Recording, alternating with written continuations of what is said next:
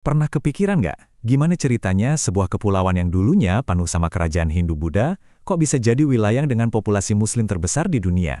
Nah, hari ini kita akan coba jadi detektif sejarah bareng-bareng untuk memecahkan misteri besar ini. Ini bukan sekedar pertanyaan biasa loh. Ini tuh kayak teka-teki sejarah yang super kompleks. Untuk bisa menyelesaikannya, kita harus ngumpulin semua petunjuk yang ada. Mulai dari batu nisan kuno, tradisi budaya yang masih ada sampai sekarang, dan kita bakal bedah semua teori yang ada. Yuk, kita mulai penyelidikannya. Oke, ini dia peta investigasi kita buat hari ini. Pertama, kita lihat dulu TKP-nya, yaitu kondisi Nusantara sebelum Islam masuk. Terus kita cari petunjuk-petunjuk awalnya, lalu kita evaluasi 4 teori utama yang ada, dan akhirnya kita coba pahami, kenapa sih Islam bisa diterima dengan begitu terbuka di sini? Oke, kita mulai dari awal banget ya. Coba bayangin Nusantara sebelum era Islam. Waktu itu, wilayah ini tuh udah jadi semacam tol laut dunia, pusat perdagangan global yang super sibuk. Dan yang berkuasa saat itu adalah kerajaan-kerajaan maritim Hindu-Buddha yang besar dan megah, contohnya seperti Sriwijaya. Nah, jejak Islam itu nggak muncul tiba-tiba gitu aja, pas ada kesultanan. Justru, petunjuk-petunjuk paling awal itu datang dari interaksi-interaksi kecil yang terjadi ratusan tahun sebelumnya. Yuk, kita telusuri jejaknya. Coba deh lihat lini masa ini. Menarik banget kan? Udah ada perkampungan Arab di Sumatera dari abad ke-7. Bahkan ada catatan Raja Sriwijaya yang penasaran dan minta diajari tentang Islam. Ini bukti kuat kalau Islam itu bukan pemain baru di abad ke-13. Benih-benihnya tuh udah ditabur lebih dari 600 tahun sebelumnya lewat perdagangan dan diplomasi. Jauh sebelum Kesultanan pertama berdiri.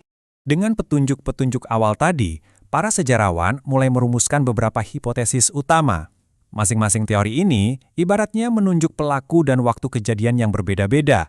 Mari kita periksa satu persatu. Teori pertama adalah teori Gujarat. Teori ini bilang kalau Islam datang ke Nusantara itu nggak langsung dari Arab, tapi lewat mampir dulu. Dibawa oleh para pedagang Muslim dari Gujarat di pesisir India sekitar abad ke-13. Masuk akal, soalnya jalur perdagangan ini emang udah rame banget waktu itu. Dan ini dia, barang bukti utamanya. Batu nisan Sultan Malik Al-Soleh dari Samudra Pasai. Coba perhatikan deh ukirannya. Coraknya itu mirip banget sama yang ditemukan di Gujarat, India. Ini jadi petunjuk fisik yang sangat kuat yang mendukung teori ini. Oke, teori berikutnya geser sedikit dari India ke Persia atau Iran modern. Menurut teori ini, pengaruh yang datang itu bukan cuma soal dagang, tapi juga membawa warna budaya dan ajaran sufi yang kental banget dari Persia. Kalau di sini, buktinya bukan dari batu, tapi dari tradisi yang masih hidup sampai sekarang. Contohnya, perayaan 10 Muharram atau Asyura, yang di beberapa tempat, kayak di Sumatera Barat, dikenal sebagai Tabuik. Nah, perayaan ini punya kemiripan yang kuat sama tradisi di Persia. Ini semacam jejak budaya yang susah buat disangkal. Sekarang kita masuk ke teori Mekah. Teori yang satu ini bisa dibilang menentang dua teori sebelumnya. Menurut teori ini, Islam itu datang langsung dari tanah kelahirannya, dari Arab, tanpa perantara. Dan yang lebih mengejutkan, jauh lebih awal, yaitu sejak abad ke-7. Petunjuknya di sini lebih ke soal praktek keagamaannya. Misalnya, Kesultanan Samudra Pasai itu menganut mazhab Syafi'i, mazhab yang dominan di Mekah dan Mesir. Beda banget sama Gujarat yang mayoritasnya Hanafi. Terus, penggunaan gelar Al-Malik oleh para raja juga mirip sama para penguasa di Mesir. Ini kayak sidik jari teologis yang menunjuk langsung ke Arab. Teori kita yang terakhir datang dari arah timur.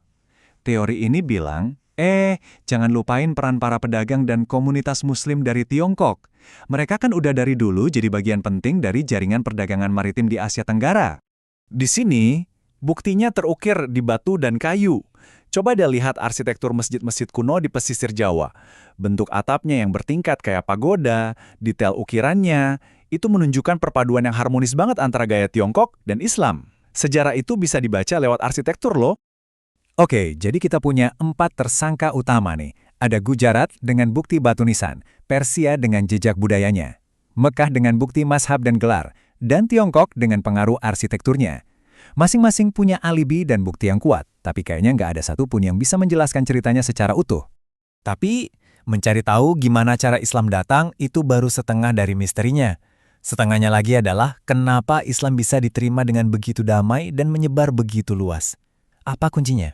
Nah, sepertinya ada 3 faktor kunci yang bekerja barengan. Pertama, ajaran Islam itu sederhana dan jelas, gampang dipahami. Kedua, dan ini penting banget, Islam itu egaliter, nggak mengenal sistem kasta, semua orang setara. Tentu ini jadi tawaran yang sangat menarik. Dan yang ketiga, cara penyebarannya itu lewat adaptasi budaya, bukan paksaan. Contoh paling keren dari adaptasi budaya ini ya, dakwahnya Wali Songo di Jawa. Mereka tuh jenius banget. Bukannya menghapus budaya lokal, mereka justru memanfaatkannya. Cerita-cerita Islami disampaikan lewat pertunjukan wayang kulit, media yang sudah sangat dikenal dan dicintai masyarakat. Islam jadi terasa dekat dan gak asing. Jadi saat penyelidikan kita hampir berakhir, kita sadar kalau misteri ini, ya, belum sepenuhnya terpecahkan.